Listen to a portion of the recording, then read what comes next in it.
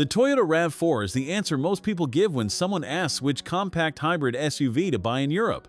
Not because they've compared it recently. Because it's been the answer for so long that nobody questions it anymore. The Honda ZR-V Hybrid is the question. At 39,122 euros in sport trim with the salon discount applied, it arrives in the same bracket with the same full hybrid argument and no charging cable required. The default answer is about to feel less automatic. By the end of this walk-around, you'll know whether the ZR-V belongs on your shortlist or whether the RAV4 Reflex is still the right call. The sport bumpers and honeycomb grille close up the ZR-V's front face in a way that makes the standard trim look like a car that hadn't made its mind up yet. This one has. Matte black 18-inch alloys and black badge treatment in radiant red metallic say this is a car that chose an identity, rather than hedging between sporty and sensible. Privacy glass closes the glass house without darkening the cabin noticeably inside. No apology in the design anywhere, which is more than can be said for the previous generation.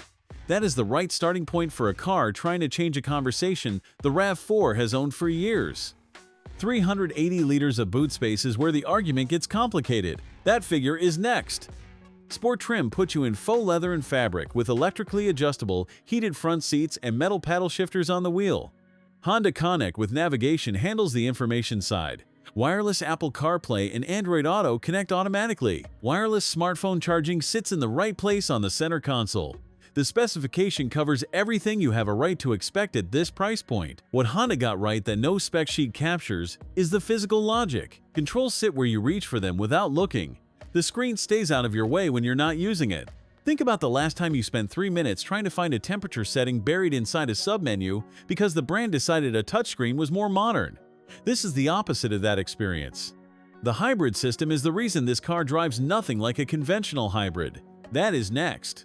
380 liters, around 13.4 cubic feet, with the rear seats in place. Behind the Toyota RAV4. Behind the Kia Sportage. I'm telling you now because you deserve to know before everything else earns your attention. The load lip is low enough to slide a weekend bag over without lifting. Floors flat, proportions sensible. For a family's actual weekly routine, this handles the work. For anyone who regularly fills a boot with 3 bags, a pushchair, and a dog, that number will matter, and I'm not going to suggest otherwise. The climate controls in this car still use physical dials in 2026.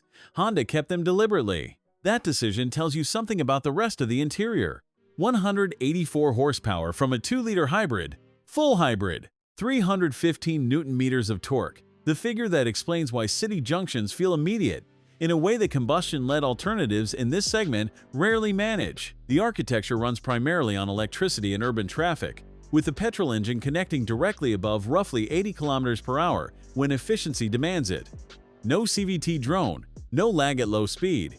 0 to 100 in approximately 8.4 seconds, around 8.1 to 60 miles per hour. 5.8 liters per 100 kilometers, around 40 miles per gallon, in real mixed-use driving. Those are honest, consistent numbers for a compact family SUV that is never trying to be fast. It is trying to be effortless. There is a difference. 39,122 euros in sport trim with the salon discount applied. The Toyota RAV4 in comparable specification costs more and arrives with stronger residuals and a bigger boot. Both genuine advantages, not nothing. Whether the smaller boot is the trade you live with every week or the figure you read once and stop thinking about is a decision you make, not me. What this car actually settles is whether Honda can build a compact hybrid SUV that earns its place on a shortlist rather than depending on decades of goodwill. Honda spent a generation giving European buyers reasons to look elsewhere. This is the most coherent reason to look back. The RAV4 and Sportage comparison is coming next week. Thanks for watching. If you enjoyed this video, hit that like button and subscribe for more content just like this. Leave a comment below with your thoughts or questions. I read every single one, and don't forget to click the bell icon to get notified about my next upload. See you in the next video.